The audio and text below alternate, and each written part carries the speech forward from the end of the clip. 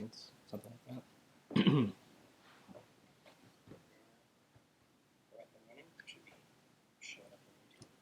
Okay, good. So, bye, everyone. Hopefully you can see and hear us. There's a bit of a delay, so apologies for that. We've got the chat open in another window, so if you see us looking off to one side, that's what we're doing, is checking that. But hopefully the connection's coming through loud and clear. Can I get some kind of indicator?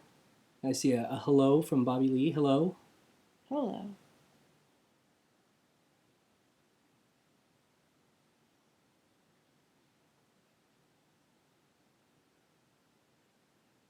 Oh, good. Okay, we're seeing. This is neat.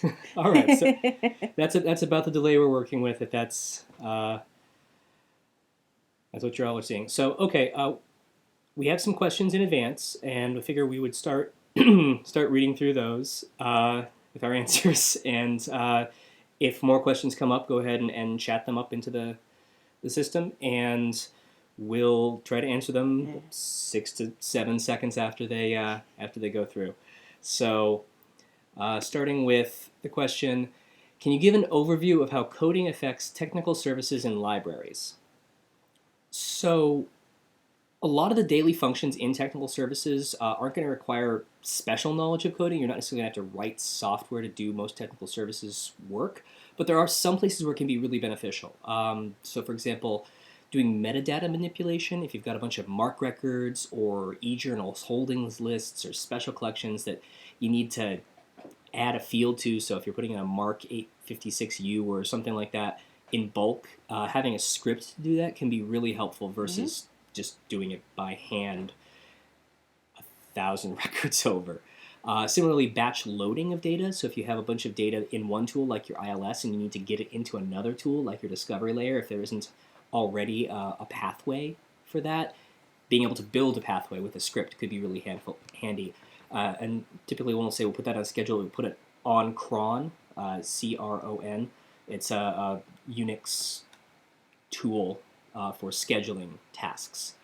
Often referred to as running a cron job. Yes, running a cron job. And another area it can be really helpful for is doing for data exports for statistical analysis. So give me the circulation for all the books in this subject area. And if your ILS doesn't do that kind of summary, then it might be nice to have a script that can do summarization for you. So hopefully that's helpful answering that question. I do remember I need to slow myself down a little bit. I get really excited when I talk about technical stuff, and I speed up when I talk when I'm excited. So, okay. The next question was, would it be possible to see an example of the flip-through visual for accessible web pages? Are there only visual or are they audio as well? I'm not entirely certain what the question means, but accessibility does mean accessibility for all users. So considerations for visibly impaired users, those who can't see the screen or can't see the screen well, so having your alt text on images, for example, or having actually readable text in a sufficient font size and contrast. Well, it has to be compliant with screen readers. And so, I mean, when you're considering alt text, because not everybody does web page design, so I need to explain a little bit what that means. Is essentially you have a piece of software crawling your page, and so if everything isn't very specifically labeled, it's not going to be able to read to the visually impaired in that sense. And so a lot of places where we see there being violations of that compliance would be with the embedding of videos in iframes, for example. There are many visual components in more of the interactive web pages now that are not in compliance. Yes, and as Sarah was starting to allude to, so there are, for visually impaired users, you have the making things accessible to screen readers. Oh, sorry. What there is a question. Sorry, just to explain. we're looking at, we have the OBS over here, and then we have your questions on a screen over here. And so that's why you'll see like me looking back and forth. Yeah. But there's a question that came in that, is there a reading program for the hearing impaired that you use to test these programs? Now, it isn't yet. Yes, there is. We don't necessarily do the testing, but the software, or one of the pieces of software that one would use would be Dragon Text to Speech, for example, is a reader. And in one of the spaces that we have in the library, the Assistive Technology Center, we have someone from Information Technology, Central Information Technology, working in that space. Actually, we just were talking with her earlier today. She supports the use of that space. All of the users in there do have to be registered with disability services, but much of the software that's available on those systems in this specific space are also available to users on our public access computers. And I believe that Dragon Text to Speech is one of those. I'm just going to check on some coffee. Yeah. Hold a second. Dragon Text to Speech is pretty industry standard. In terms of support for the hearing impaired, that typically only becomes an issue when you're working with audio-visual materials, so like a YouTube video or live stream. And in that case, you need captions. Oh, geez, hearing impaired. I was doing visual. Sorry about that. And the difficulty with captioning is that the automated tools for doing it for videos aren't very good. So to get a better accuracy, you really need a human being listening and transcribing, and that costs a human being's time to transcribe and do, so it does. And that's what we were talking about earlier today with Kelsey in the ATC. We're different pricing models for transcription because nothing is as accurate as a human, basically. Yeah. And there are a few other accessible factors as well as motor impairments. So being able to have a mouse-free experience on your webpage, that's typically one navigates with the tab key. So having reasonable patterns of, I'm going to go to this element and then this element and then this element. So it matches in the structure at least somewhat like it matches in the visual layout. So hopefully that addresses the question. Let's double check on that, see. Yeah, I suppose we'd have to wait for 6 to 7 seconds. 6 to 7 seconds for our delay, and then time enough for somebody to hear it and type it. Mm-hmm. And then I'm not sure if there's a delay between chat and us. There might be. I don't know. It could be a thing. Yeah.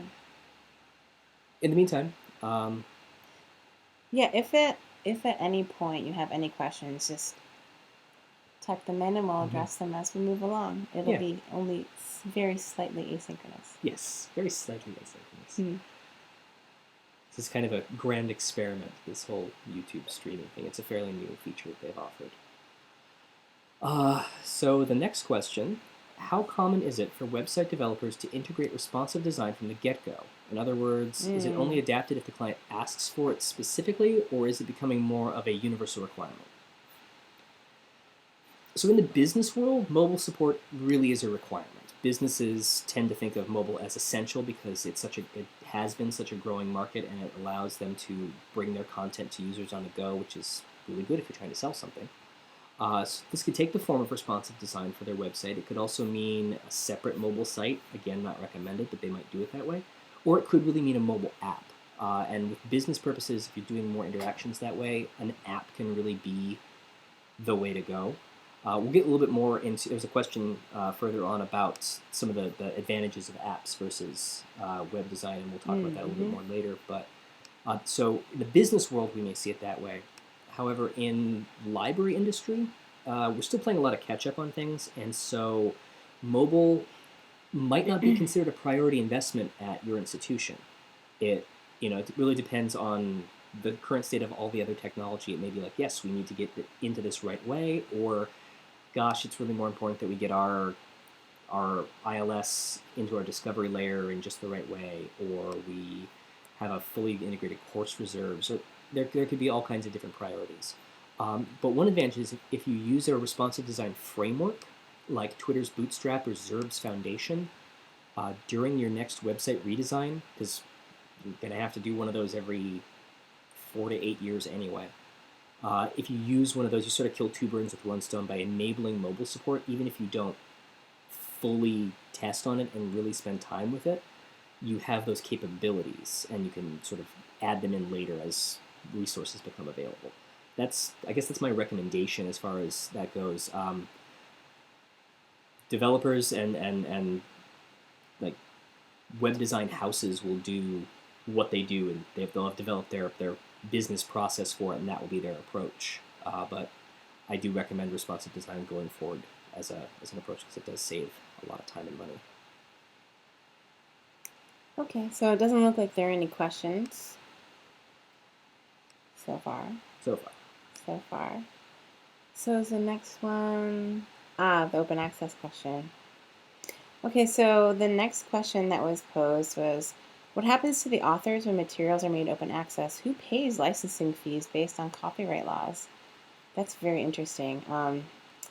So there are a few different methods, and this was actually one of the things when I first came upon the topic of open educational resources years ago when we were first exploring this. Everyone was so excited. We're going to flip the pricing model for students on its head. We're going to provide these free resources to students and make them openly available, and you don't have to pay the high publishing fees and everything.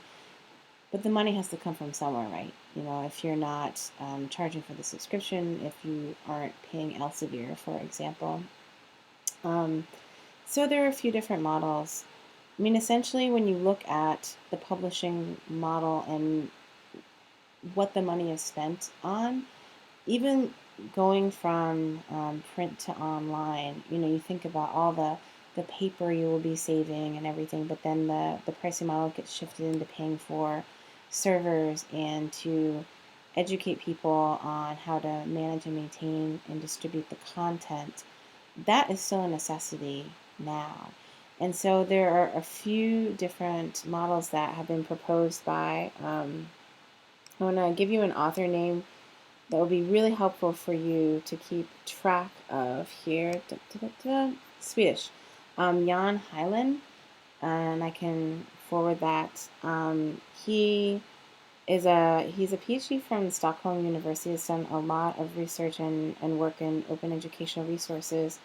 And there is an article that has several very interesting pricing models for open educational resources, and the replacement model is one of them. That's just one example where the cost savings that you're providing as an institution to students in purchasing textbooks, for example. If you're providing open educational resources instead of textbooks, and they're saving money. Oh, thank you. Yeah. Just realized we have a whole other screen here. Hi, Len. Oh, here, let me give you here. Yeah. Yeah. I don't know if you can. There's an accent over the E, but let me switch that out there. Oh, yeah. Can you spell the author's name? There, it's coming. And this is, like I said, Swedish. This is a man. So it looks like, an English jam, but it's Jan. There you go. Came up. A little bit of a delay. And so when you're looking at the replacement model, you're saving money in one area, and basically you're using that money, you're shifting it around, much like when we make organizational change in academic institutions and in libraries, you discontinue one thing and you move the money somewhere else. There's the foundation, donation, or endowment model, where you could get a benefactor or an organization that is, looking to lower the costs of textbooks to students. You may get the institutional model where the money is coming from a university that's interested in lowering costs to students, and then they get that money back as more students enroll. Basically, you're kind of, I know it sounds kind of gross because I'm all about, open educational resources and freeing knowledge, but it is about the bottom dollar too. If you can get more students to enroll based on this open educational marketing that you're doing, that's good for the institution. And so, for example, at UMass Amherst, we have the Open Education Initiative, where the libraries and our provost split basically a grant that we award to faculty who submit proposals on how they can integrate open educational resources into their curriculum. And so the financial model of support is that, you know, the state, basically, because we're all state employees, the state is paying for the librarians' salaries, for the faculty's salaries, and our hours are going into building some of these open educational resources. And I do want to caution the use of open as well. That doesn't necessarily mean it doesn't have any licensing attached to it. It might just be freely available as either something that is written and distributed freely by the author, or that is made available by the library that you're already paying for with your tuition. Just to make that one small point of clarification.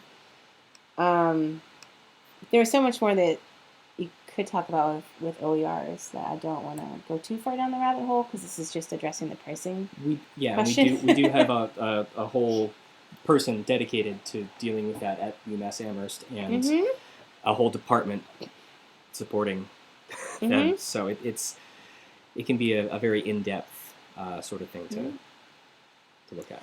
So there are a couple other funding models where there's the voluntary support model, which is, I was trying to explain this to Ian earlier. It's almost like a GoFundMe sort of thing, where authors are contributing funds or having their institutions contribute funds on their behalf to publish something as an open educational resource. And then there's the contributor pay model, where, like I said, the faculty member is paying themselves, not having the institution pay on their behalf. And so libraries are taking a look at this, thinking about how they can best support these types of models. And for us, like Ian said, we have a person who's dedicated to essentially, crawling many OERs online and collecting them on a site. Actually, we can point you to that site as well. Let me pull this up really quick, and Ian can type in the URL. So that's that's how we're paying for the publication of these resources, is through a position that we fund. And for other libraries, it might mean putting forth monies for faculty to be able to publish articles, or it could be putting forth monies to host an open access journal or something like that, and then that research is in turn used for curriculum support. Great, there you go. So this is a great deal of information on our site. It comes from our Scholarly Communications office, and it does talk a bit about the Open Education Initiative. I think it's on the left. Is the cursor live too? Yeah, okay, great. It's all live. Open Education Initiative. Yep, it's right. I just was looking at it right there. UMass Library Education. Yes. Initiative. There we go. Yeah.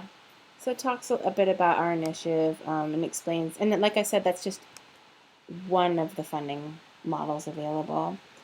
I think there was another small part of that question I kind of skipped over. When it asked what happens to the authors when materials are made open access, I'm not really certain about what that part of the question meant. My assumption was, it had to do with the pricing model, like what happens to the author. Well, I mean, it could mean anything really. Does the author get royalties? What happens to the author's work? Is it protected? I mean, one of the core things about open licensing like Creative Commons and other things, is that it's based on copyright. Yeah. It uses copyright as its legal basis, but the license gives away certain rights, like the right to reuse the material. It licenses that freely. The author still retains copyright. Here, keep talking. I'll type this in. So, I mean, the legal framework is the copyright. Copyright is the basis for that. So,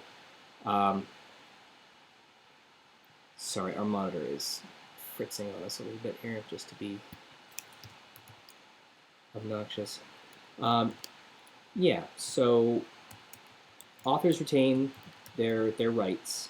Um, it's very unlikely that they would get paid by everyone who uses the material, uh, just because that's the whole point of doing the freely licensed works. But let's see if we can get that on a single line Ish. ish. Boom. Yeah, so this Creative Commons, for those of you who haven't already visited this site, explains to you about the different tiers of the Creative Commons license. And many of you, anybody who has done a Google image search in the past 2 years, I think, is when they implemented the options for attribution licensing. It used to be, only in, like Flickr or something, where you could search by attribution license specifically to see what you could use freely. Now, Google Images, you can limit your search by, is this a share and share like? Is this, share with modification, share without commercial use, that kind of thing. But, as Ian was mentioning, this type of open licensing is to protect the author's rights. And if the question was about, you know, the financial benefit to authors when you take away that, when you change the pricing model, there are many, publishers like Flatworld, I think, is one, that really talks about how there's a greater even financial benefit to authors because they don't keep as much of the overhead.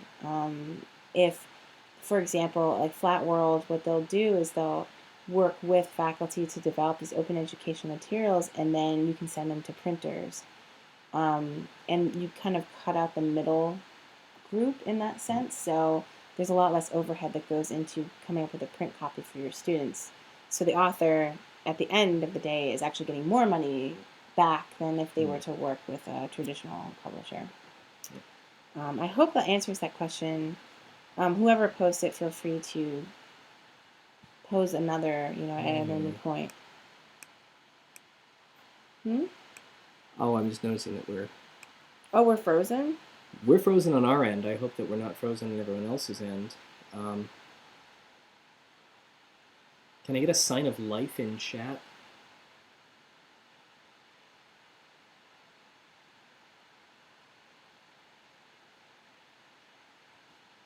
Oh, okay, good. Great. Thank you. Okay, so it's just us. Well, chat still works, and that's what we were looking for. Okay, great. Wonderful, hooray! You're still watching. Thank you.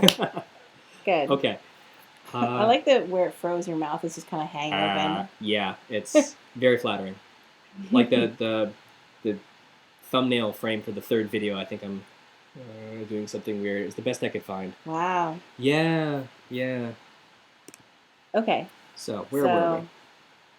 Okay, how did the process unfold when finding ways to energize courses with the help of the TBL spaces? And that, again, is team-based learning. Did you target a specific area of study in the university to test these resources? I don't know if this is all one long question or two lumped together. But then, how involved are the UMass Amherst librarians in the designing of these TBL spaces, both the test classroom and the subsequent ones built in the Integrative Learning Center? Okay, so and I'll bring chat back up to make sure I don't miss anything.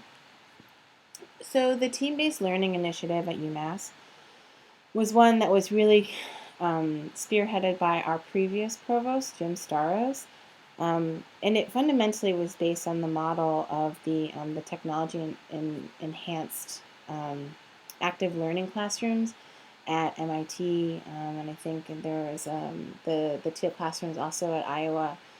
And it was just his real interest. I think that it initially was a concept that was pursued to address the issue of the, I'm going to not even say large, enormous. Oh, thank you. 2 separate questions. Okay. Well, and one follows right after the other. It's, I mean, it makes sense. I'm going to double check on the kid. Okay. Excuse me, everyone. We've got a sleeping baby. Yeah, He's there's still sleeping. a sleeping baby over there. He's making little peeps.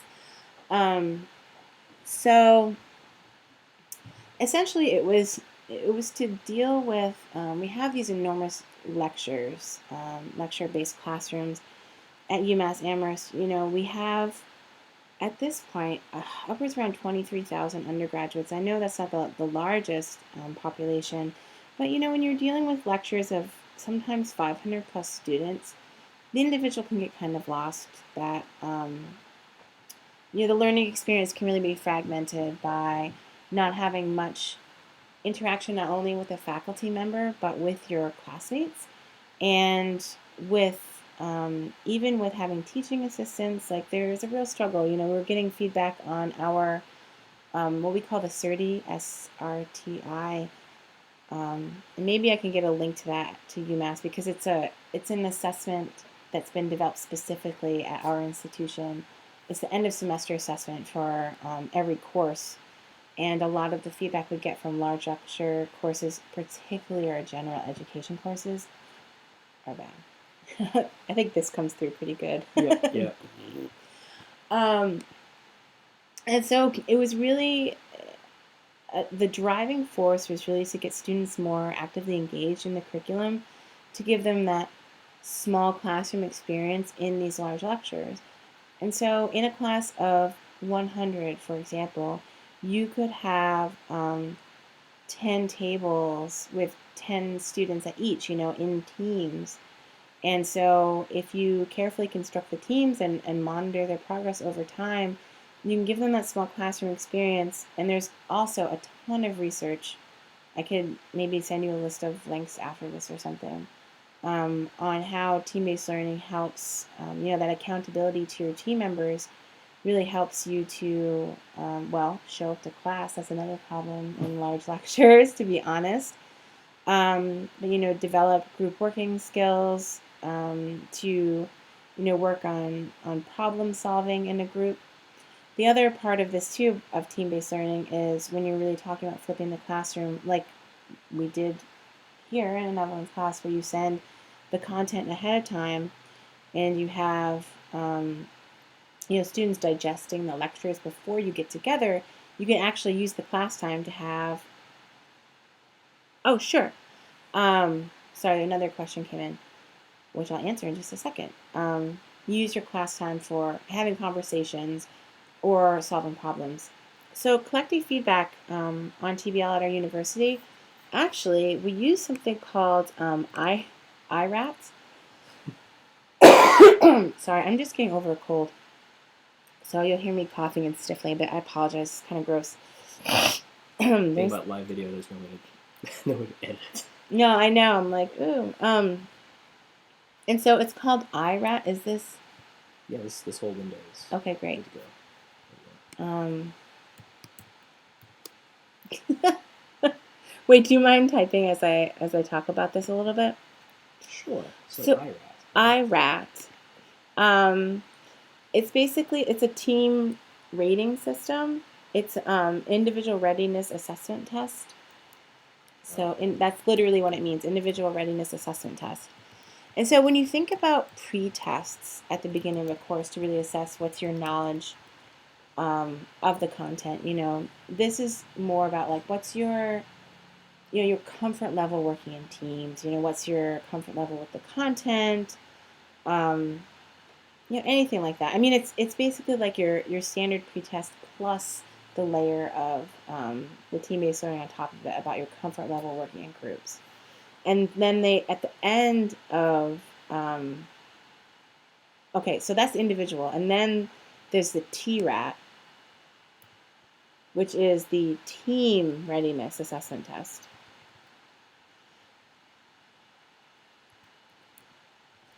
Okay.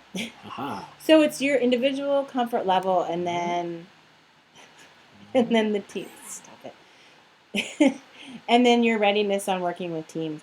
And there are check-ins throughout the semester. Like there are in many standard, classes where, midway through the semester it's like a check-in, like how you doing? The team members actually assess each other on their performance, and that way the professor can kind of suss out Is there a problem with this team makeup? The teams are very intentional, by the way. Let me make sure I'm not seeing more questions coming out of this. Okay. The teams typically, best practices indicate that the teams should be very carefully constructed by faculty to make sure you don't get all alphas in one group, or you get all of the same kind of person in one group. Like, everybody's an introvert, so everyone has trouble talking to each other about it. You want to, the whole purpose of it, aside from, learning the content, is having students learn how to work in diverse groups, so not everybody has the same opinion, people have different personalities. Like, it's this extra layer of learning that I always refer to as sneaky learning, and like all of my teaching, where it's like, you pick up additional skills as a part of the curriculum. Anyway, so we have the IRATs, we have the TRATs, and then we have the SRTIs, which you can type here as SRTI.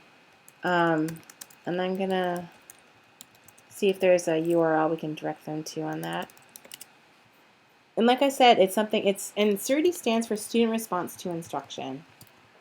It's pretty self-explanatory. It's basically just the end of the semester, how prepared was the faculty member, how well did they know the content, those kind of general questions.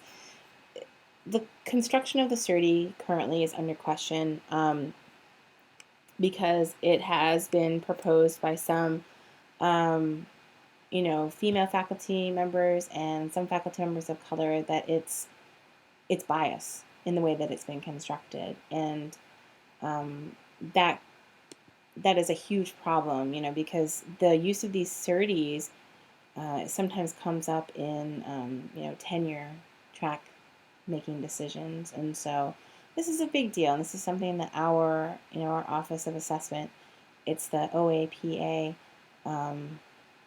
I don't know. I could go on and on with the acronyms. Maybe I should stop right there. Library sciences is alphabet soup. But.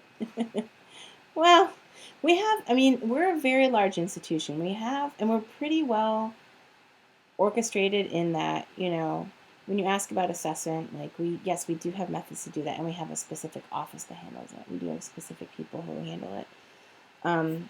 So bottom line, we use the IRAT, the TRAT, and the SRTI for team-based learning assessment. In addition to that, I'm going to do another acronym, TEFD. It's the Institute for Teaching Excellence and Faculty Development. And this group additionally works with, excellent, now I know it's a mouthful, works with faculty who are teaching in these TBL classrooms, and conducts assessment with them. There are these mid-semester they're called MAPs. They're mid-semester assessment for a class from the faculty perspective. And so we're coming at assessing these. We're assessing the heck out of these classes. And so essentially, we started this pilot back in 2012 with 2 classrooms. I think I mentioned that in the video. And it was very, very successful. The way that it looks initially during like the first pilot semester is that students who are just doing team-based learning for the first time kind of hate it, because people don't traditionally like group work and they're not used to being put in that situation. Once students had been on campus for a couple of years and had gotten more exposed to the TBL style of teaching, the responses for students and their grades and their attendance went way up. And so that is what's been an indication to us that students are more engaged in the content.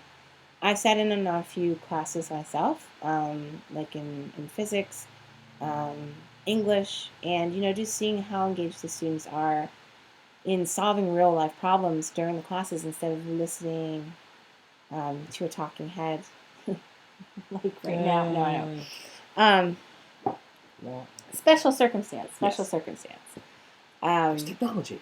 It's streaming. Well, we're talking about technology, so this makes sense, right? Yes. We're demonstrating. Sure. So yes, it's this. Students have responded very positively to it. So to address, excuse me, the second question of how involved are the librarians in designing the TBL spaces, both the test classrooms and then the subsequent spaces? Not at all. That being said, not that many people were involved in the design of it. When it came to the pilot spaces, I worked very closely, many of us worked very closely with central IT, like different units in central IT. I work very closely with academic computing and computer classrooms in the support of some of the spaces in my department. And this is the group that would be responsible for the installation and management of the technology in these team-based learning classrooms. And they weren't even consulted on the design of the space until the very end, at least for the pilot. And then even with and hopefully this knows, the provost is a different one now. So, but there was some frustration about that. When the pilot classrooms opened, they were literally finishing the installation of the technology as the first class of students walked in. It was that like flying by the seat of their pants because the timing was. I mean, this is what happens in institutions sometimes. When you have the funding available, you jump on it and you move forward quickly. And not everybody who should be at the table is. That being said, so far as the management of these classrooms was concerned, I did, personally sit on a group, like a university-wide group of faculty, TEFTI, library, and IT members who discussed the management of these spaces, not only technologically speaking, but pedagogically speaking. We talk about different issues of, I understand that so-and-so is teaching the space, they don't know how to use the equipment. Pedagogically speaking, they're just using the large screens in there to show a PowerPoint instead of using, the entire team-based learning style of teaching, and that's a problem. Anything from that to, the instructor's station has a loose cable, or we need to learn how to secure the rooms better, whatever. And I've, I don't work so much with the management. The teams have different names like baseball. Sometimes. Actually, I mean, it really is to the discretion of the faculty member. I mean, some faculty have as much fun with it as they possibly can. I remember walking by TBL 25, which is the classroom that's adjacent to Learning Commons, once and seeing an astronomy class. And this person, a physicist, has students running like literal pieces of string like all over the room to show trajectories of planets and stuff.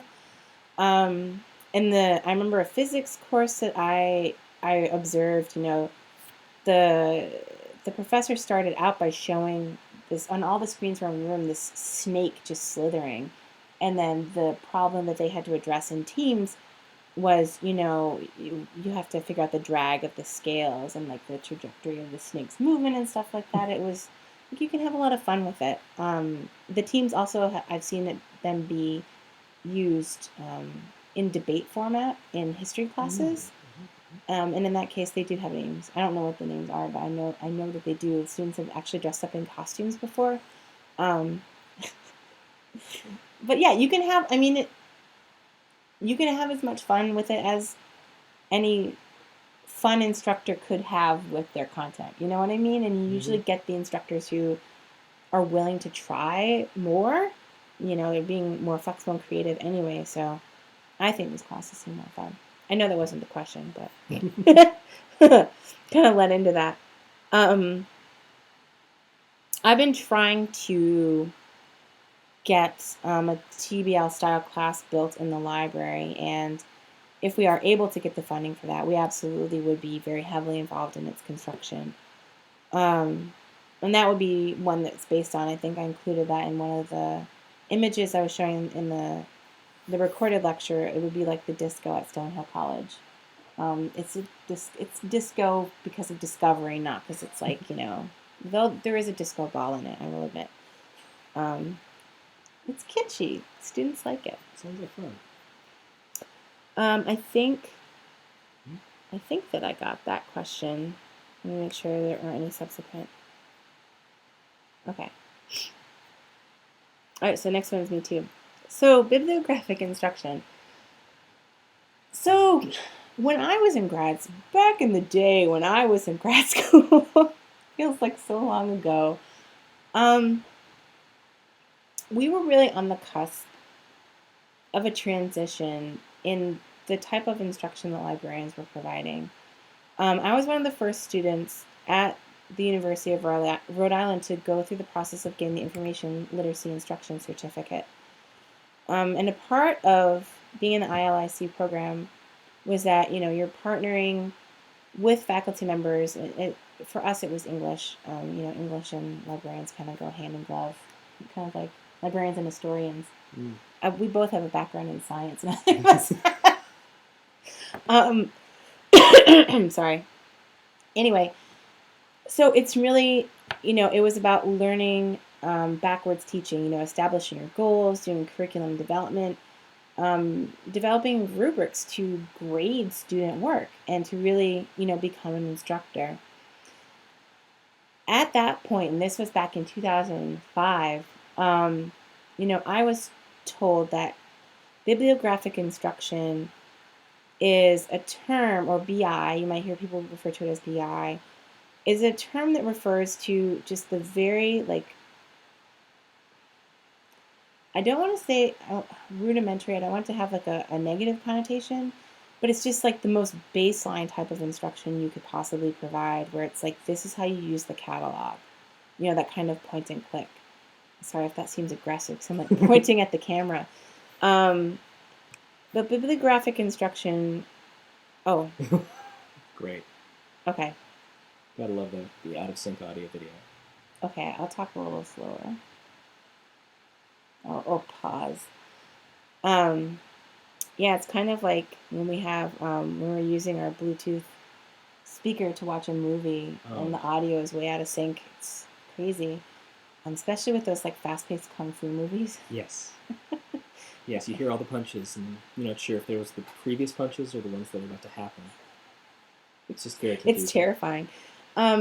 Anyway, bibliographic instruction really refers to, if you can think about a canned performance where, and people, you can tell when someone's doing bibliographic instruction, it's kind of like, well, I'm going to go give them the spiel. This is the library's website. This is where you get to the catalog. This is how you use Academic Search Premier, and just really point and click in that kind of tutorial. Now, I'm not saying that this isn't important information. It absolutely is.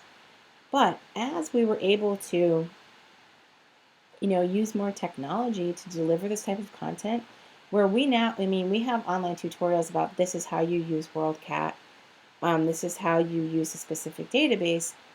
And many databases produce their own how-to videos on how to do that.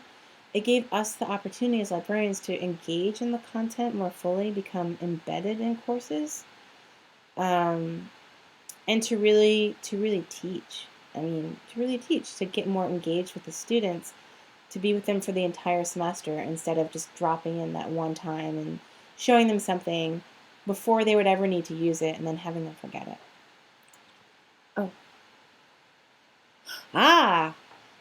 This is why I mention it. It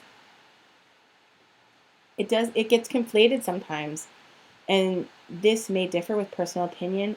I believe that it is not the same. Bibliographic instruction is not the same as information literacy. Correct. It is not.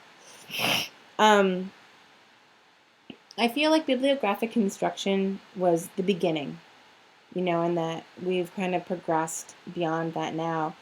And I'm not saying that, elements of it aren't still valid, but it's just that there are so many other mechanisms that can deliver that now, that if you are interested in, any of you are interested in going the instruction route, I, for example, when I was in grad school, I started out, interested in reference, and I had someone approach me saying, I think you really enjoy teaching, and I did.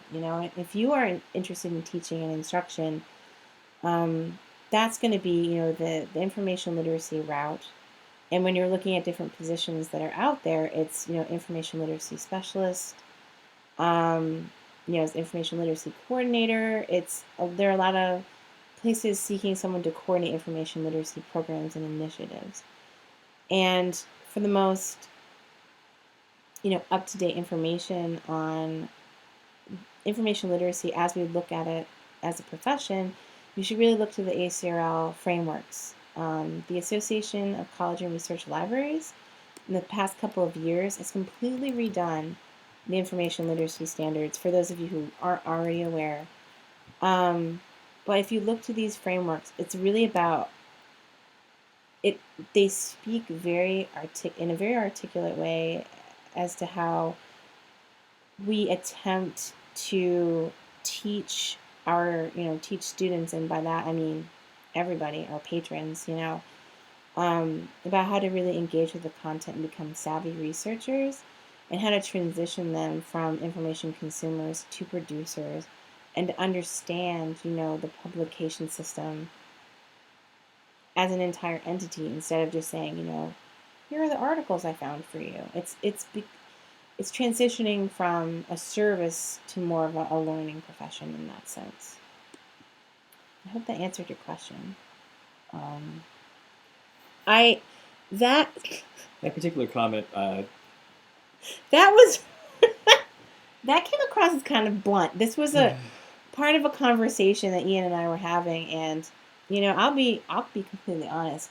We were going to record that third video together, but with the new baby and returning to work and everything, our schedules just didn't line up. When the baby we tried, and the baby was like, so that shouldn't have been necessarily like literally translated, like, don't ever say bibliographic instruction in an interview. It was just kind of like a, to myself, if I, and I've chaired several search committees, if somebody were to use that term, it would make me curious, and want to ask more questions. It would be almost like a red flag, like, I want to hear more about what your understanding of information literacy instruction is, or are you familiar with the ACRL frameworks? But that's my perspective as the head of undergraduate teaching and learning services. I hire people who have experience in instructional design and academic technologies. Not every institution is looking for that. So that's definitely, my perspective. And yeah, that just sort of wound up in the script for the video. So there we go. Yep. I thought it was kind of fun, but anyway. No, I thought it was funny. And some of my colleagues definitely still use it, like BI, and I've done BI sessions before. I just don't. I've taught a lot, and you can kind of see it go in one. It doesn't stick. It doesn't stick. That's why it's good to have it in a video, so students can watch it again as they need, at the point of need. You're not going to be in their dorm room with them, I hope, at 2 a.m. when they're doing their research. So it's good that they have it in a video, and then when they need more in-depth consultation, when they're deeply entrenched in their research, they can come seek you out or get a hold of you on chat, or whatever technologies and approaches you're supporting. Okay. So, next question. Is there any shared data management between libraries in a consortium? That really depends on the consortial agreement. Some consortia will do centralized cataloging. Like one institution will take care of that cataloging, or they'll outsource it to a vendor together. They may provide access to a centralized tool, like you may have the institutional catalog, the consortial catalog, the consortial link resolver, or discovery layer. And others, just libraries are banding together surely for purchasing power and access agreements. So it's a really case-by-case kind of thing. I was just taking a look because, there's also the question of, at least this came to my mind, where I was like, well, what do you mean by data? Data management. Because, it all depends on context. Because we were just talking earlier today with Central IT about the new data center that they opened. And we're talking about collaboratively storing, and potentially sharing data using this data center. But that's just on one campus only. I don't know if there are any plans to expand that. Because there's the conversation of storage, management, and sharing. I mean, and we've talked about at the institution, because I almost look at our institution as a consortium sometimes, because there are so many different units that have to collaborate together to get things done. We've talked about using shared, like CRMs, customer resource management, and sharing data amongst just our groups, and that could, you could also operate on a consortial level in that sense. But And the question I realize may have also been about data management as like research data management. And if that were the case, yeah, again, that would be just like any other tool that a consortium Mhm. may band together to offer a platform that supports that. I don't know of one that does that, but my knowledge is hardly comprehensive of all the consortia in North America. So right. I The look Five forward to hearing. Colleges doesn't. Yes, I look forward to hearing back from somebody who's gone out in the world and said, "Oh yeah, we totally do that over at our school, in our school USA." It's a whole country. I don't want to stereotype any particular regions or anything. Um, yeah. So Okay, what are some of the benefits and drawbacks of cloud-based computing for a library? well, Well, your boss did a whole sabbatical on it, right? she did. So some of some of the benefits. I mean, especially if you're a smaller, uh, if you have a smaller, say, local IT shop, if you don't have much in the way of library IT, or if your central IT is small, or you just don't want to deal with a particular kind of thing, being able to hand off the maintenance and upkeep of a server and of the particular software can be a real benefit. I need to turn Pete. Cool. It is totally cool. And this usually comes with support, either or both formal from whatever vendor, whatever company you're obtaining support from, and informal. They typically have user communities that can sort of form around these different cloud services, so you can usually get your questions answered that way. You may or may not get that with a locally hosted solution. It may be cheaper. I mean, if you don't have the staff time, if you don't have uh, a central IT group that you can tap into and say, "Hey, host this service for us." Um, it may make sense just for the level of the tool if it's enterprise grade versus sort of a one-off experiment, like surveys. Sure, it might be nice to have a enterprise level survey system, or you could just use SurveyMonkey. For those smaller things, and then at the enterprise level, you can host your own email server, and a lot of institutions do. Microsoft Exchange is a big one that is, well, it's Microsoft, and I'm an open source guy, but it's a big solution there. Or you could have Google. You could get Google Apps for Education, and there's a cloud service right there, very big. It's free. Yeah, but you still have to have some people on site to work with. So there are some definite advantages for going cloud computing. Drawbacks. Oh, managing your departmental files in an institutional instance of Google Drive, and then having somebody accidentally delete your files, or actually end up being bug with Google. We never figured it out. Oh. Mm-hmm.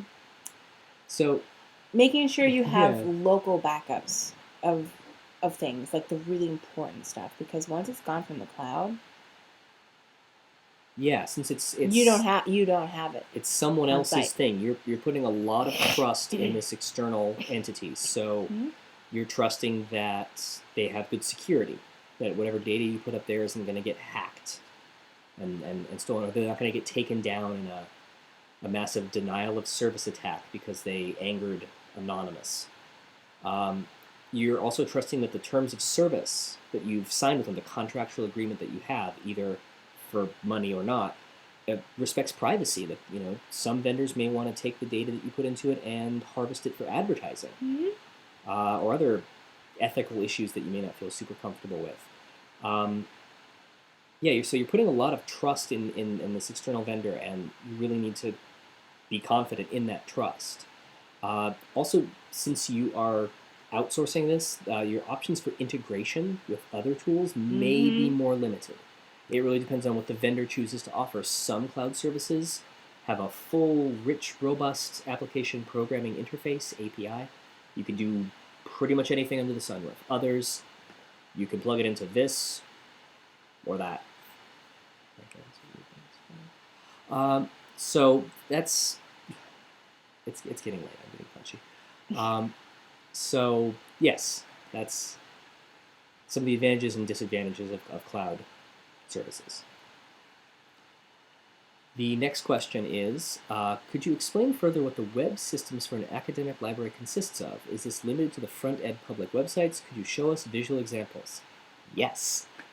Hang on, let me bring up my visual example. I drew this up for y'all. And this is, again, largely based off of what we have at UMass Amherst, and of course the black background nukes my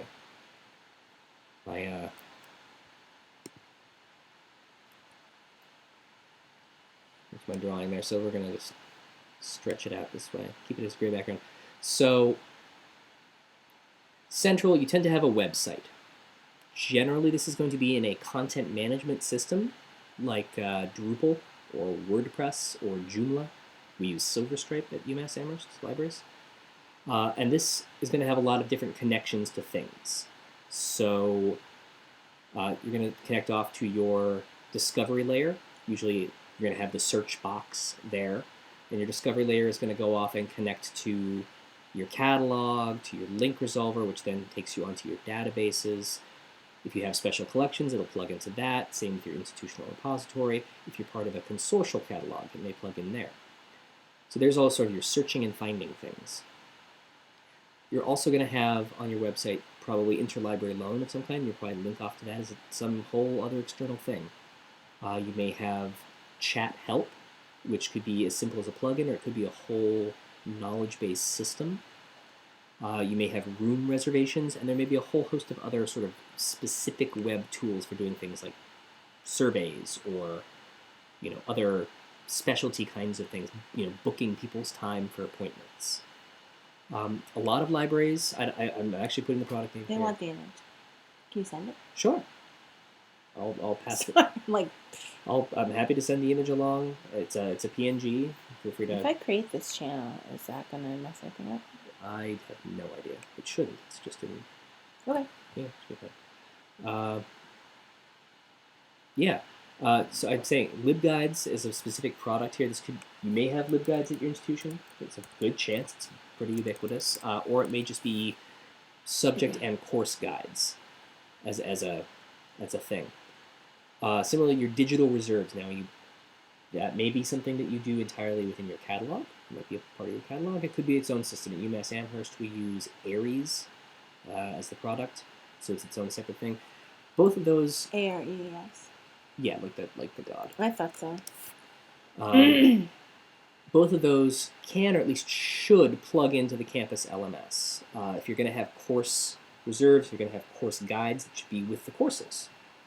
And then there's a little box down here for internal web tools. For example, your desk interactions tracking. If you're keeping track of how many people you have visit any specific service desk, or head counts, or your intranet, or a whole variety of other things that are staff-facing but still web-based. So there's that view.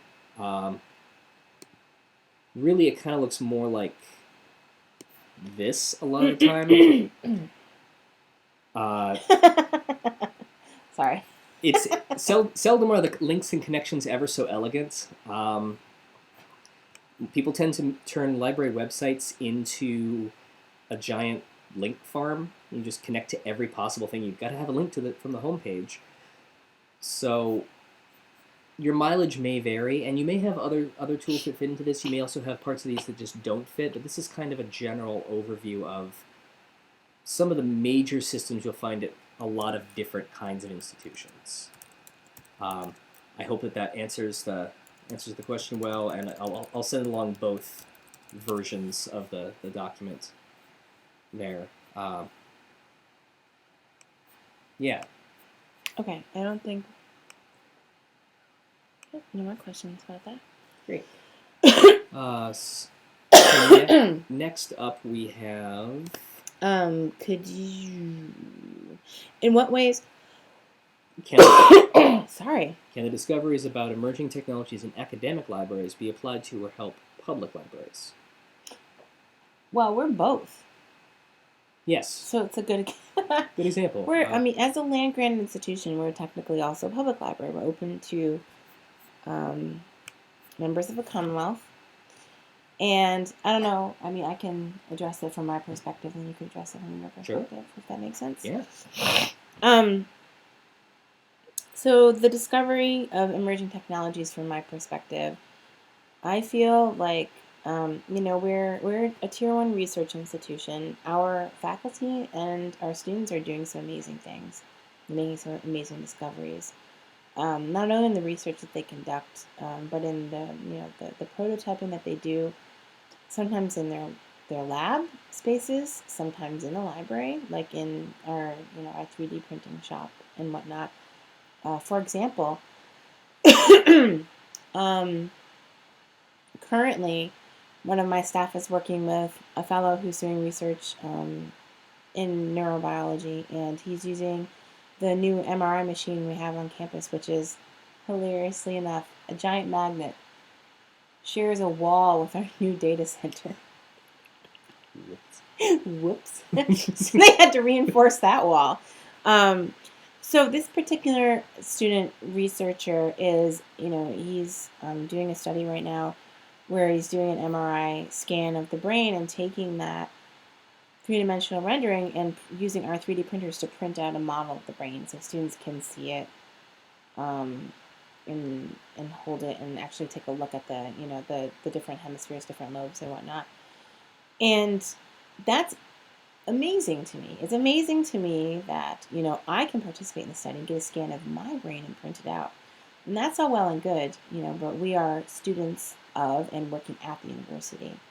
However, being in a land-grant institution, it provides us with this great opportunity to be able to then, in turn, engage our community members in some of these types of programs.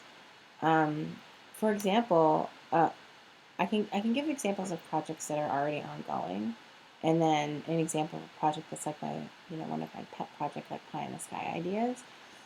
So a few that are ongoing is that we're using, in the context of some of these classes, whether it's an architecture course or a physics class or whatever, taking advantage of our digital media lab facilities. We're making these new discoveries in this different types of software and different mechanical pieces that we're printing out and whatnot.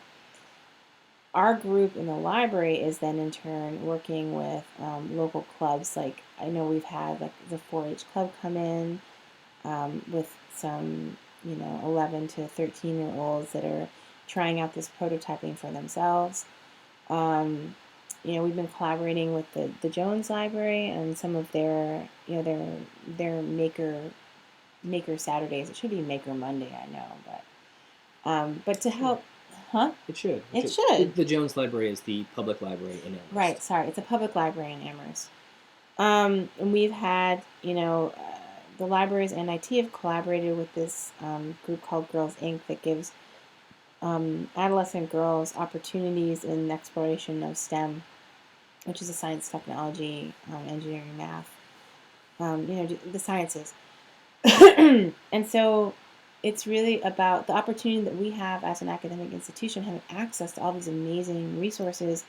We can then in turn provide that to our community users at, low to no cost. And I'm saying that, though, with the little tiny footnote that their tax dollars are paying for it, so they should have access to it. But I feel like, from my perspective, that's the real opportunity. We need to leverage the work that we're doing to deliver that content. And my pie in the sky idea is that I would love to, there's this physics course, it's probably like a way outdated concept at this point, but Heath Hatch and his weather balloon. So there's a physics course, a large lecture course where he teaches in a TBL room, and the teams build these weather balloons. And they send the weather balloon up into the stratosphere and then broadcast the video down, and they watch the videos in class. Those balloons that survive. It's like a contest, like whose balloon can go the highest. Well, wouldn't it be great beyond just learning how to build that balloon yourself, then further, um, getting deeper into the content by teaching a community member how to build the balloon themselves, and then that community member could use. I mean, we're a very agriculturally rich area. You could use this type of weather balloon to do mapping of crops in different climate regions in the area. And if there are community users that don't otherwise have access to this technology, if we were to partner with certain groups, they'd be getting their needs met, and our students would be getting the opportunity to put, these theories and concepts into practice and be further retaining through teaching. And then they get that additional experience of teaching on top of it. And so I feel like we could run those types of courses, the more participatory learning, like community action courses in the library. Um, so, Yeah, that sounds a lot like I was involved with a group called Pioneer Valley Open Science, and the idea was that we take a lot of these great discoveries that are coming out of the sciences right now, applying them using open hardware that is like open source software, and open source software on top of that, to do things. We actually did some really cool balloon mapping. We made balloons and sent them up, and they used them what's to. those big silver balloons that you and Don are playing with? It was Craig's thing, but it was used for mapping an invasive species in a local pond, and it's that kind of thing. So getting involved with the community that way. Oh my God, or trying to map out the invasive like hogweed. Oh yeah. I know it's dangerous. It's actually really physically threatening. Very physically threatening plant. No, we should. It's huge, and it's already in Connecticut. Oh. No, I know. It's bad. It causes like third-degree burns. That's not good. No. Other ways that we can apply discoveries about emerging technologies in academic libraries to public libraries, from the web technologies into things. Well, mobile access, accessibility, and analytics, sort of the three channels I was talking about in video one, they're good for all institutions, and public libraries may have a slightly easier time of it technologically with fewer major enterprise and campus systems to integrate. If you're mostly working on getting your catalog and a few databases all to work together, that might make for us an easier time building that kind of thing. Of course, you may not have access to as many people. You may not have a full IT department at your public library. It's, again, all shapes and sizes. So hopefully that addresses the question really well. If not, follow up. I don't see any questions coming up. Okay. We may in 6 to 7 seconds. Yes. Yes, exactly. So the next question is: the classroom spaces team-based learning classroom in the classroom TBL learning classrooms. How are students with disabilities coping with the new teaching method? I don't believe that there is a specific report on it available that I could share, but quite well. All of the newer classrooms, which all of the TBL classrooms are already, provide such a much more accessible learning space. Like many of the older classrooms, like in Morrill and Bartlett, aren't even like they're not compliant. Like doorway, stairwell, you can't even physically get into some of these spaces. And any class that a student takes at UMass, there's the accommodations that must be provided to any student when they first start the courses. So the physical space itself is actually much, much better. The style of teaching in TBL, I mean, to be honest with you, we haven't done a specific study on it. Many of the students who need very particular accommodations do work directly with disability services. And I apologize. I'm just thinking, mostly of like physical at this point. There's another issue that has come up a lot, not directly connected with TBL classrooms. I'll make sure to get back to the questions. With TBL classrooms, but something that has almost quadrupled in reporting at the university in the past couple of years is attention issues, whether it's ADD or ADHD. And you could imagine that could be extremely problematic in a room where you have many different groups that are talking simultaneously. Um, However, any of the classes that we have, like it's the TBL style classroom is no greater of an issue than like a large lecture hall, or even like a classroom size of like 30 and under. You're going to come up with the same issues, and so I think that it's less about an issue of coping with the new teaching style as it is, you know, the university with this increased reporting that they're seeing in general, and there's no correlation that has been drawn. We just think that it's increased reporting that we make students more aware of the resources that we have available through disability services. That's Ben Ostege's office. Did you see when he came to give the? Okay, never mind. I'm getting that look like, who's that? Maybe. Maybe. It's been a while. It was a baby. Yeah. Is making those resources more visible, more available to students, and also to increasing the visibility of our Assistive Technology Center. And for our students, and there's no evidence that students with disabilities use our equipment more than students without disabilities, because there's no way to kind of check that. But the library, in response to these new types of classroom spaces, has been making more of our technology that circulates available to circulate out of the building. I didn't quite structure that sentence right. For example, we have laptops that we circulate to students. We didn't used to let them leave the building, and students can only have them for 4 hours at a time. We have since then changed our policy to 24-hour loans, and they can leave the building. So students can take these with them to class.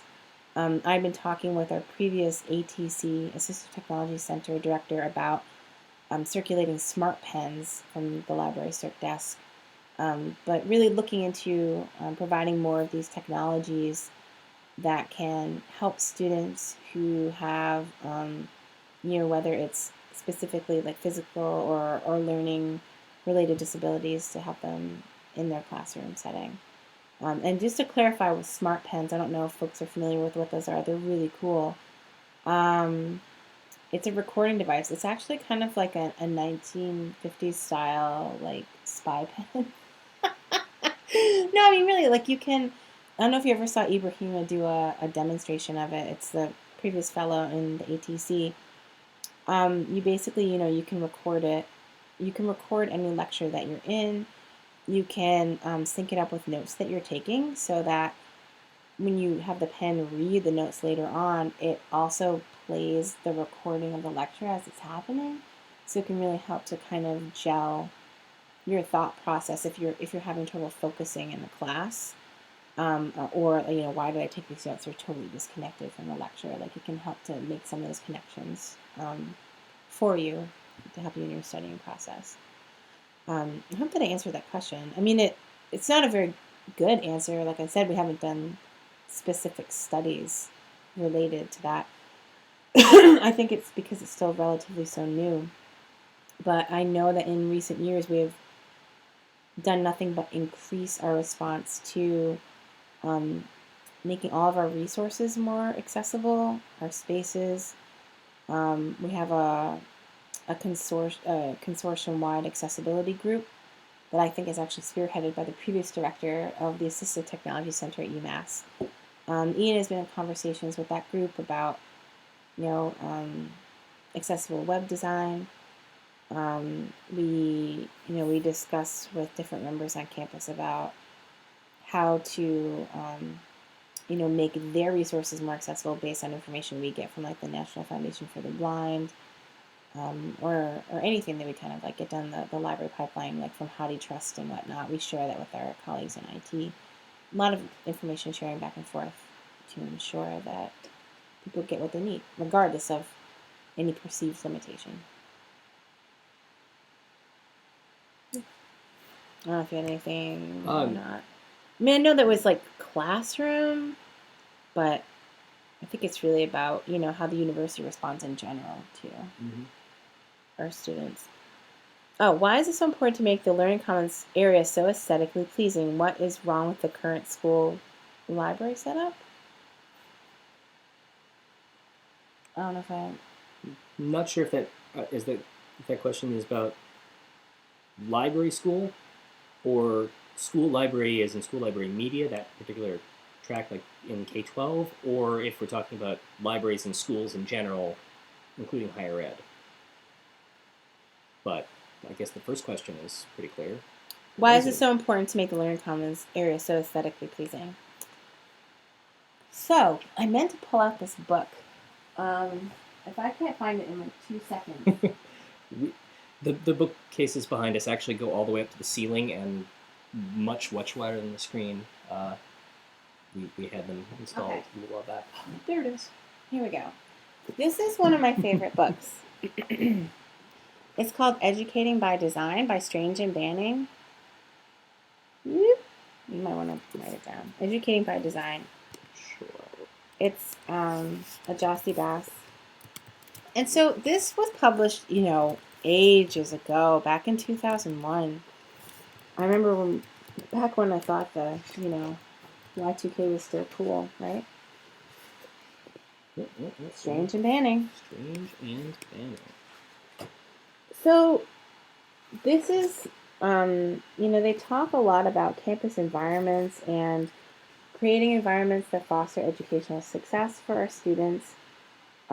Starting out with, Myers-Briggs types, personality types and whatnot for different learning abilities. And one of the things that I find so interesting about this, when they're talking about community development and how students perceive how they are valued by their institution, it's not so much about an aesthetically pleasing space, because everyone's aesthetic is different. You're never going to have a space that pleases everyone. I think that the real point of that is to not let a space stagnate. You show a student how much you value them by by what you provide them. I'm not articulating this nearly as eloquently as Strange and Banning do, but essentially, if you look at like a core resource, like if you're trying to create the Learning Commons, which is supposed to be a hub of resources for undergraduate students, and you're really trying to make that a central part of their academic lives, if it looks like a whole, students are not going to think that you value not only those resources, but them very much. I'm not saying you need to make it super fancy or anything, but really, you do need to make it have a certain level of comfort. I mean, if you look at the way that students are conducting their academic work now, granted, many of you will be working with so many different types of people. I'm looking at the undergraduate student predominantly, and we're a 24/5 shop. And I've worked every one of those shifts. So I've been in my library from 9 a.m. to 5 p.m. I've been there at 2 and 4 in the morning, at midnight, and I see how our students work. And it's a lifestyle. And that's, for better or worse, what academic work is becoming for a lot of undergrads. Their schedules are getting so crammed with different activities, they barely have time to get sustenance. That's why you see so many programs for students come with food now, and that's a real attractant for them, because otherwise they don't eat.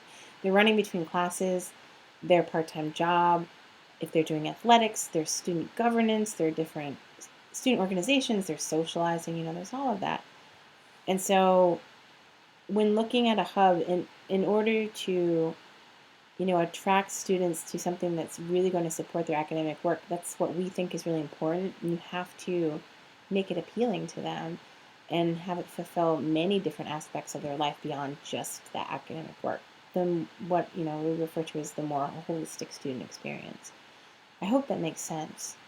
Um, and thinking about it too, I know it's not just at UMass Amherst. At many institutions, the library is really centralized to the campus. I mean, campuses often radiate outward from the library. Hopefully.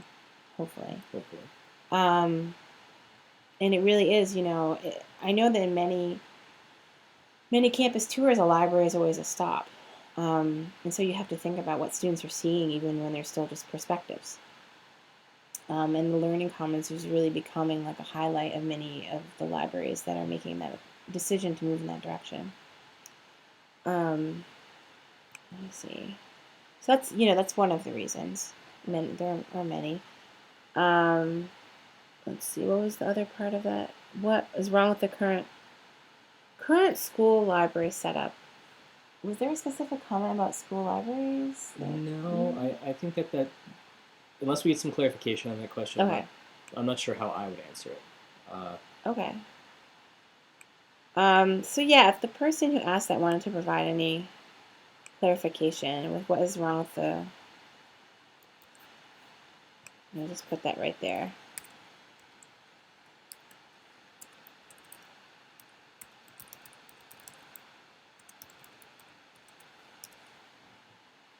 Okay. And if not, if you want to just let that go, that's okay too. How will the up and coming technological trend help children with disabilities?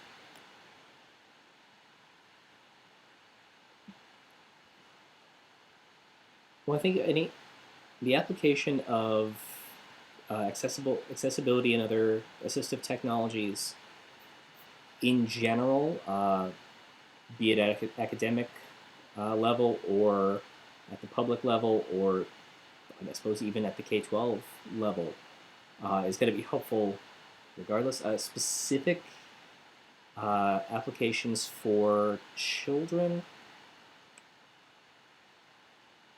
I don't have that experience. I've worked mostly in academic libraries, very briefly in public, and for a couple of years as a vendor, but I haven't worked with library services for children.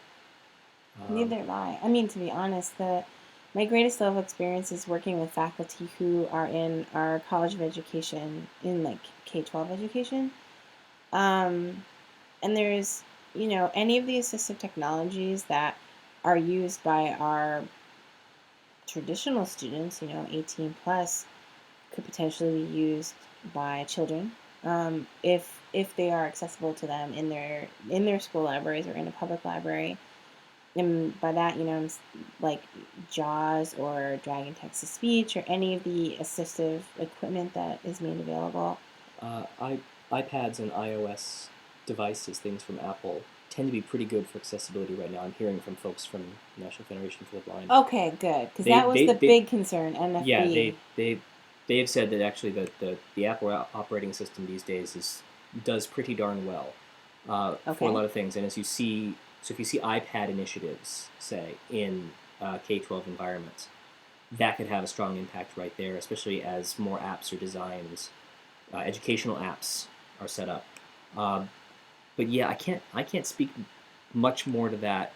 In my experience, I've mostly worked in higher ed and just technology in general. I suppose I'll find out a lot more in the next 18 or so years from the other side. Yeah, but I mean, we can always, because I think most of our colleagues have worked. I can't think of even any of our colleagues who have worked in school library media. Yeah, there's not as much crossover between school library media and academic. It's an entirely separate program. Very, very intense, as I recall. Oh my God! Well, yeah, you need your Masters of Education. You have to go through the teaching certification. There's a lot. Mm-hmm. There's a lot. I'll stick with coding. Stick with coding.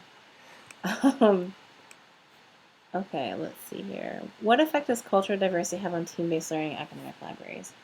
No, I love this question because it reminds me of, I talked about it just briefly when I was discussing, team construction in general, where the strongest teams are those that have the most, the greatest collection of the most diverse collection of perspectives. And so, when you're looking at cultural diversity, I mean, that could mean anything, right? I mean, it doesn't necessarily mean that you have English as a second language, but it could. It could be cultures that are very different from one another or not. There are many different levels, as you know. I think that with the appropriate level of moderation and intervention, if necessary, by the instructor, it can provide a real richness to the experience that you wouldn't otherwise get. And as we know, in typical classrooms, students self-select and they don't necessarily mix groups. Like if you have a bunch of folks who only speak this particular language, like a lot of times you're going to feel more comfortable working with the other people who speak that same language, whether it's an actual language or just a subculture language. People have a tendency to collect in that way unless you're extremely outgoing, or kind of seeking out that different perspective. So I think it's a real benefit. We haven't had that I know of many instances even of teams not working out. I talked to one student who had an experience with a team that she'd been placed in, current traditional analysis. Oh. Oh, okay. All right, Yeah, we'll get back to that. Okay, yeah, I'll definitely get back to that question. Thank you, Amber, for that. Oh, yes, Bobby Lee, we do. Actually, Carol Canero was just talking about this earlier today during senior management. So I hope I answered that question. That I feel like the cultural diversity has a very positive effect on team-based learning if you have the appropriate moderation. I think I was about to just mention that anecdote of a student who she had a very negative experience. And I don't know about the specific cultural backgrounds of all the team members, but I don't think that it was a very diverse group. It was just like a personality conflict in that sense, where she said that it was like all the team members turned on her halfway through the semester, but she was able to talk to her instructor about it and get switched. So in that case, the appropriate moderation was available. But if that hadn't been, she would have had a really miserable experience. And so the support structures need to be in place for it to be successful. So with the setup of the academic library space, current problems. Well, so I'll give the example of the Cal Party Room. Sure. So as we transition at the university level to a more interactive type of instruction, more of this team-based learning, and even before that, I mean, to be honest with you, it's called team-based learning, but we've been doing group instruction for a long time. At least I have, many of my colleagues have. It's like the evolutions of these things are slow, and it's the practice starts and then sort of gets best practices associated with it and gets named. And yeah, very seldom do you see like a completely radical shift to oh, we're all going to teach backwards today. Well, backwards learning is actually a thing. It's you establish your goals first, and then you teach from the goals. I'm trying to be hilarious, and it's just not working. Yeah, it's just he doesn't do a lot of teaching. All right, and that's okay. I think you're really good at it though. So a lot of the ways that the classrooms are set up it's very focused on the lecturer, and you're at the front of the room. You have desks facing you or desks with computers facing you, and students are lined up in rows, and you don't have a lot of opportunity to walk in with the student, mingle with the students. If you want to have them get together and work in groups, the table, they're sitting at these long, like banquet style tables a lot of times, or at individual desks that don't move easily. Like it's really difficult to have them quickly get into flexible groups. And in our Calipari room, for example, when I first started at UMass back in 2010, I was like, wow, this class really needs to be updated, because it was like a bowling alley. Like you could barely see the screen at the other end. So they put in 2 screens and then like put in more of the same kind of tables but facing in another direction. It's a little bit better, but you still can't get people into groups very easily. And one of the responses was, well, we can use like clicker technology and all this stuff. And I'm like, it's a classroom of 30. You really need to understand what type of teaching you're going to be doing in a space to design it well. And I don't think that thought process is taken into account in many ways. And am I considering me? Oh, okay. All right, so I'll move on to the library use social networking sites for service. Yes, we have an entire development office. There's development and communications. We have Twitter and Facebook. And YouTube. We put and videos YouTube. up on YouTube. We Those really are the need three. a Snapchat. I was thinking we should move into Instagram, but That's old news. I know. Snapchat. Well, at the very least, we do Yik actually yak. have. We do have a librarian that monitors Yik Yak. Yeah. Informally. Yeah. She just likes to gossip. So I think and find out the crazy things that are happening in the library that we don't always know about. It's 26th floor library. It's huge, especially overnight. Anyway, but yeah. So in terms of the Twitter and Facebook integration that we have, there are multiple accounts. So depending on the particular voice that's coming out, that would be separate. So there's our special collections has its own account. Scholarly Communications has its own. There's a general library account for things, but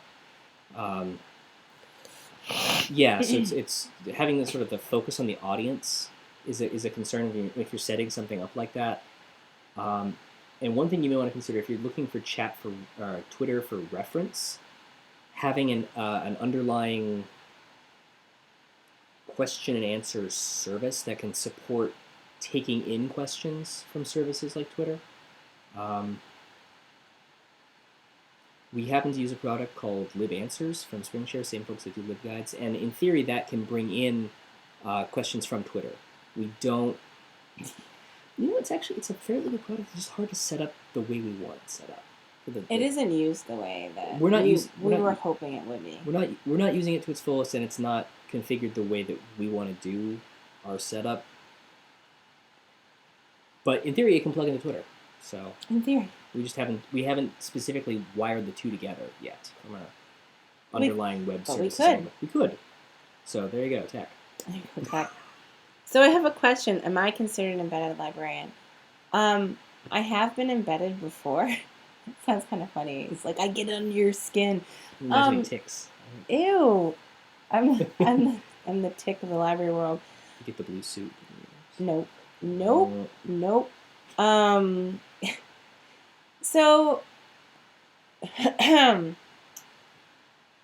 I'm not honestly sure to what level, when people say embedded librarian, like there are different levels, at least in my mind, of how far you can embed in something. To me, it means like you're in the class, whether you're taking it yourself as an audit, you're taking it for credit, or you're co-instructing and you're really in it. You're in it in the sense that you're helping to do curriculum development and whatnot. I have been embedded in different courses at different points. I'm a liaison. Many of us are liaisons to different areas on campus. One of the areas I'm a liaison to is our honors college. It's the Commonwealth Honors College. And I've worked with faculty in that college before as they teach their think it's the 291A course, and then it was changed to like 201 or something like that. It's basically ideas that change the world, and it's students reading these seminal texts and discussing them and in a new leadership model. And I am there to help with the research aspect of the curriculum.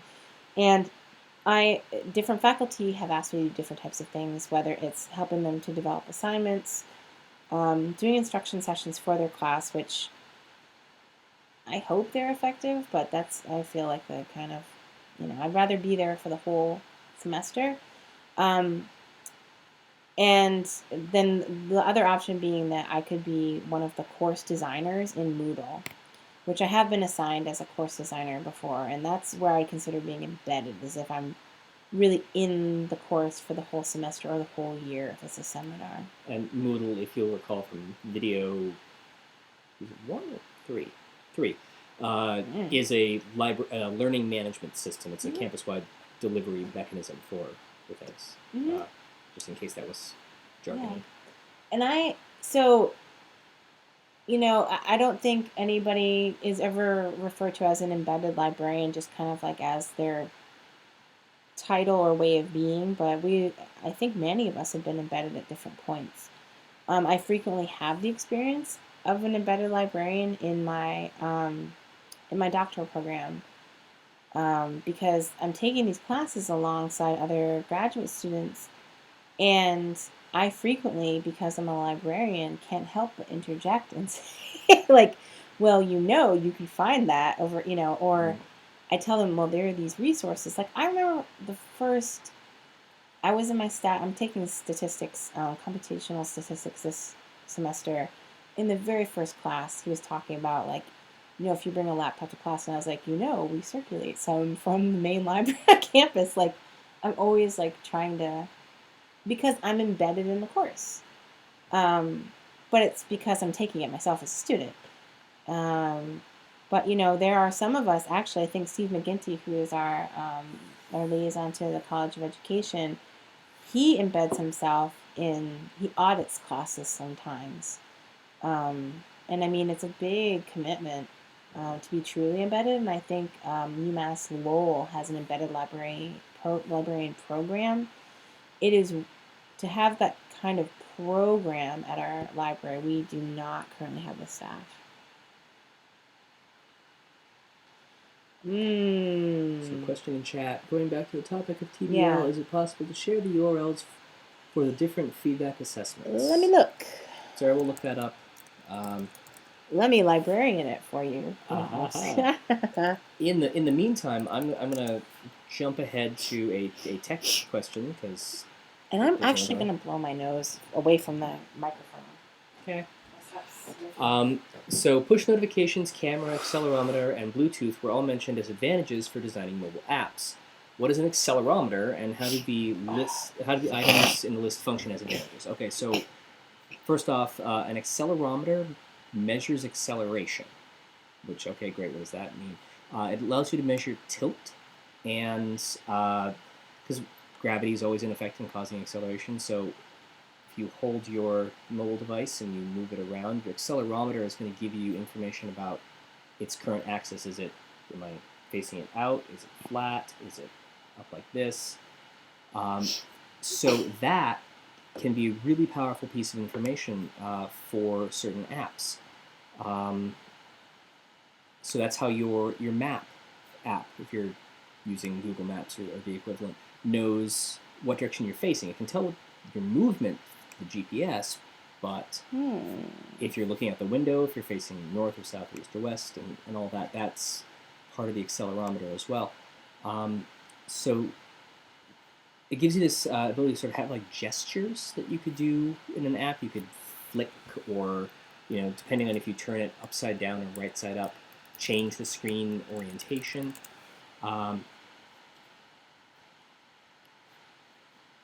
One really cool thing that you could do with an accelerometer and a camera together. Has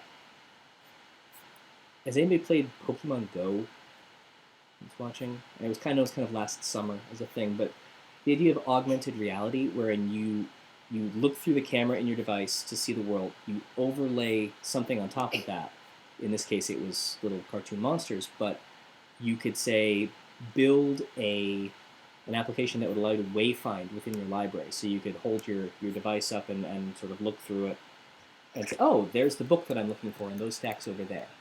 Um, and so by detecting tilt, you can keep track of where everything is, orienting the technology to where you're physically looking.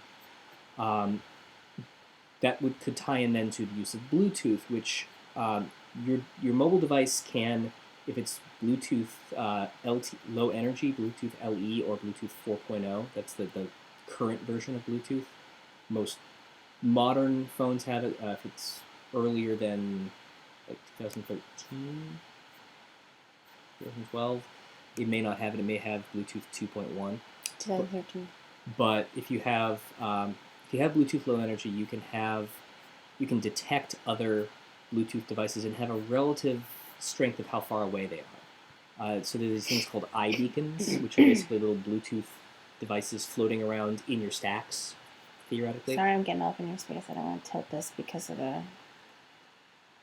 cable situation. Right. So in that case, you could be able to detect external, like how close you are to something in a library. Because just having your GPS in a library building is fine if you're a single floor, but in our example, we're 26 floors, so that dot you have could be on any one of those floors. But if you had an iBeacon, say, that'd be great. We don't do this. Just to clarify, we don't actually do that. It would be cool. Wait. Oh, yes, to playing Pokemon Go. That's all I did this summer. Nice. Very cool. I played it until my phone stopped letting me play it. It was it's very good at helping me regulate. They're just saying who they are. Given the new trends in emerging technology and learning commons, what do you think libraries look like in 2026? Will they still be called libraries? Ooh. So, they wouldn't be, they wouldn't,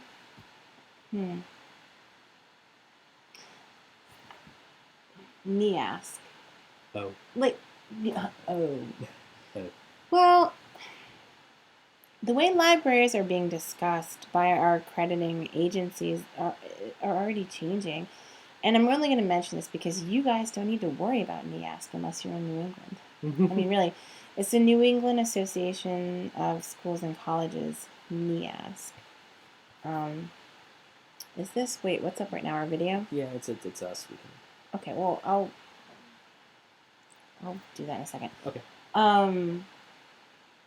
So this is our major accrediting body, and this past year, there was all this controversy about changing some of those standards where basically the libraries were getting kind of washed out of them, in the sense that libraries were being referred to specifically. And some viewed it as a really bad thing, like they're getting washed out of the standards, and others were saying that it's, we're becoming so synonymous with the university, like ubiquitous, that they're not, where it's kind of like a given, you don't need to be mentioned by name so much more, like IT, for example. But I think that that's part of what's changing is the ubiquity of library resources as we expand beyond the bricks and mortar, and we're responding to student need as they are best articulating it, and also by working more closely with our academic partners. We're doing a lot more digitally, but also physically. So I think that we are going to maintain a brick and mortar presence, but the spaces are going to look very, very different. And I do absolutely think that we're going to see more of this classroom work coming into the library, and librarians becoming more engaged in instructional design and curriculum development, because to me, it's really about that process of changing students from consumer to producer of content. And what that's going to mean, where we really come in with our expertise, is, not only the content knowledge, but the licensing knowledge, the Creative Commons knowledge, the open access knowledge, the publishing knowledge. Once you create this thing, how do you then share it? How are your rights protected as an author? and that's only after they get all the resources they need to create the thing in the first place. And you're seeing a lot of, the more traditional forms of research crossing boundaries into, multimedia, and that's really changing what library services look like. Seeing a huge insurgence of the digital humanities in academic libraries as, sometimes entirely new departments. I don't want to go too far off into weeds. I mean, I could go on and on and on about it. I have a lot of thoughts. I also do want to be cognizant of the time. We've been streaming for an hour 45. I don't want y'all to have to stay late or anything, just on our account. So make sure that we address everything that you have asked, anything additionally that you want to ask. How do I? The one question remaining off of the sheet that was provided ahead of time, and it was also brought up in chat again, is you mentioned technology sandbox in the videos. What is a technology sandbox? Oh, do you want me to take that? I would love you to take that. Okay, great. So let me first tell you what this is that I just put on the screen. There was a question from, no, not Lisa, Susan. Okay. So the feedback for the TBL classes, I was looking to see if there were any example reports, and I'll get a URL here in a second, or maybe Ian can pull it up on blah, blah, blah. Our Office of Academic Assessment, Academic Planning and Assessment, I think maybe the best I could do is get you to what some of the the types of assessment, what the forms look like, but the results are very tightly guarded if it has anything to do with student information. So you're not going to see results for any of the series on there. You have kind of like, scrubbed versions of the NESI. So like if you look at NESI here, it shows you like a survey back from 2011, although we have comparison institutions for 2014. But this is more about the demographics of the institution. It's not TBL specific. Yeah. Yeah, this doesn't. No, it doesn't really show you anything. It's, unfortunately, because it's student data, it's not going to be readily available. Yeah, very highly protected sort of information there. Yeah. But there may be something with the actual forms, maybe. This is helpful, too, to look at, to see just a little bit about TBL in general. Go to umass.edu. Go to the UMass homepage, /team-based learning, all one word.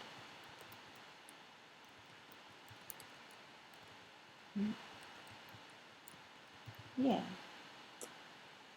And then copy and paste this in there. There's some more resources on Tefty's page about team-based learning, and there are links out to like a bunch of different resources. And one of them is the page, what is team-based learning? And it'll show you a little bit what. You very rarely see SHTML anymore. I know. Okay, technology sandbox. So in the most simplistic terms, you think about what a sandbox is in general, and it's a place where you can go play, make a mess. Not necessarily worry about the consequences because you're a kid, someone else is going to clean it up. I mean, really. And so we're really interested in providing that experience for our students where we can offer them things to play with and experiment with, in a low-stakes situation. Have them get their hands on technology they might not otherwise have access to help them push the boundaries on their understanding of how they can engage in the research content that we're providing them. And I'll give you an example of that. In our Learning Commons, we have our microclimate spaces, and we have, nothing like wildly out of the ordinary there for us because we're working in academia. Mm-hmm. But for the students, we have available an Apple TV where they can hook up any one of their mobile devices and practice presentations for each other, or just practice with the technology of trying to get it to work, so that you can use a tablet to advance your presentation instead of standing behind a lectern or even using a clicker. So it gives them that opportunity and experience, and they can go mess around with it and not worry about, um, you know, well, I don't want them to break it, but they don't have to Well, worry about it. or that they have to figure it out before class that afternoon because they're going to use it Right. right then, or And it's the kind of equipment too that students may not otherwise get their hands on because it's too, it's cost prohibitive. Um, they may not think that they have the knowledge to do it. We've made it mostly self-service, where we have that. We have dual monitor displays where students can kind of get together and collect in groups and use it with their mobile devices. We have a Mac Mini, where students again can hook up their devices to it, and we did have a team-based learning table that we were experimenting with down there too. Just encouraging students to come in and play with it. Play with it. Try to break it if you want. I mean, it helps us decide too. I mean, not only is it giving them the opportunity to play with things, but it also allows us to learn what we may or may not want to adopt for implementation in the library. both in And terms of the technology itself and also maybe this particular product is not durable enough. right, absolutely. I mean, for example, iPads were all the rage, and I'm not saying that they aren't still great. Like I myself just received a grant, yes, to get an iPad Pro because I'm really interested in using the drawing tool functionality to do concept mapping and instruction, right? Um, But, a while back, it's like iPads, everybody's got them. We need to start circulating them in the library. We need to, have students start using them. And I was getting a lot of, inquiries from colleagues about it. And I was like, I don't know if students would actually be that into them. And who? uh, okay. All right. Yeah. So iPads. Yeah, iPads. Who's good? I don't know either. Um, So, we got a couple of them to experiment with, and I had my staff try to break them, so it was kind of like a staff technology sandbox.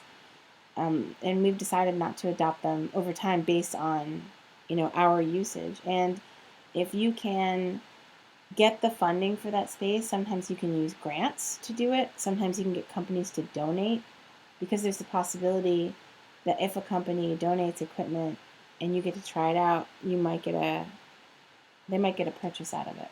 Yeah. So it's kind of a win-win in that situation. But really, it's providing opportunities for our students to play with stuff they wouldn't actually be able to use otherwise. And my hope is to expand our offerings and open it up to community users as well. Again, sharing the wealth that we have. So that pretty much does it for the questions that we have in the document. And do we? I think we addressed the future of libraries question fairly well there. I think. With I think so. becoming more there. Are there any other questions that y'all have, or any other clarifications that you'd like to see before we let you go do something else with your evening?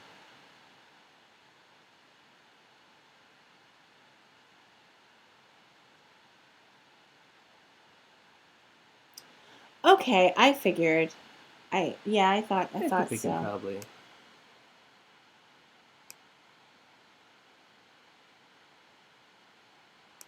Yeah, kind of. Either that, or I was wondering if someone had left their laptop where a teenager Or a cat walked over. or a No. cat, No. a really rude cat. No, some, yeah. Okay, makes sense. So, are there any questions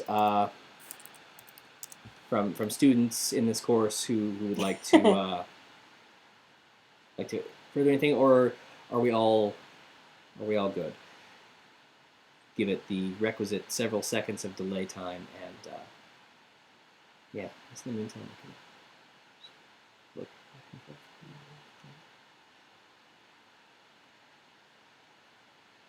See what I can do.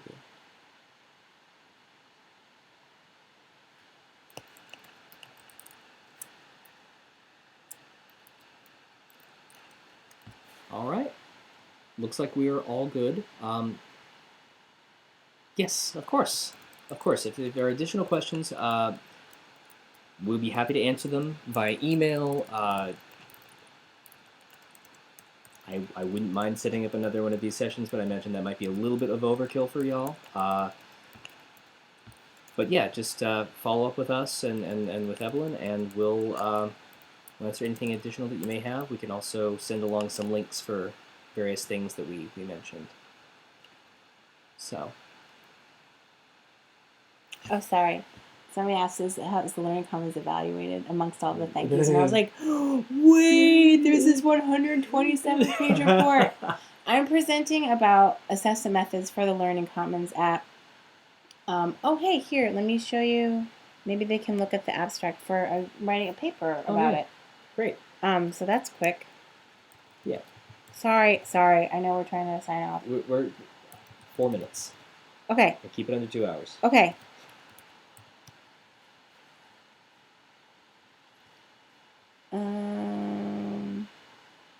ARL assessment. We'll talk about something while I'm doing this. I didn't mention push notifications. As one of the advantages for apps, the primary example of push notifications would be, in the library context, item due reminders showing up on your mobile device saying, hey, you've got this thing due in 3 days, and having that appear in your systems tray. That could be really handy if you have something to support it. So like, again, with a lot of app sort of things, they're really cool features if you have something to support it behind it, if you actually have a use case.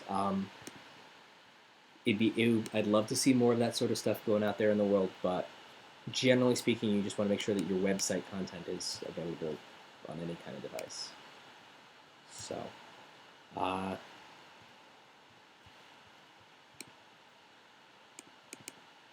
it's like we're almost there.